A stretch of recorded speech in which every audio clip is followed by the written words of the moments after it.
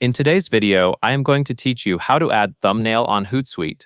A thumbnail is a small preview image that helps your video stand out in feeds, search results, and previews.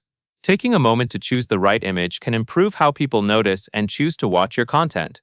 In this tutorial, you will follow a simple flow inside Hootsuite to upload a thumbnail and finish posting or scheduling your video. First, click Create. This is where you begin the process of building a new post.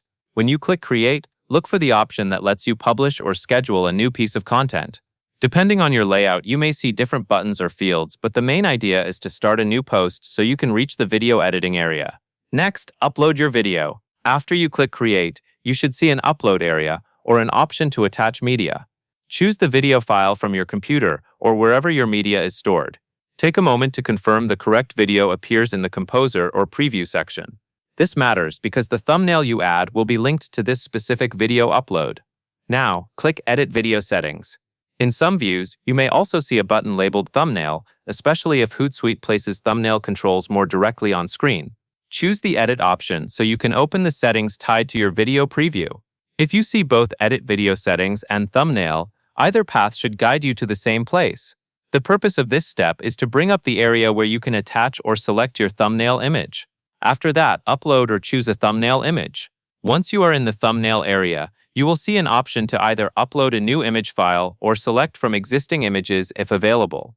Uploading works well when you have a specific thumbnail designed for this video. If you see a selection option, it is helpful when you already have an image stored in your media library. Make sure the thumbnail looks clear in the preview. It should be visible at a small size, and it should represent what the viewer will get from the video. Then click Save.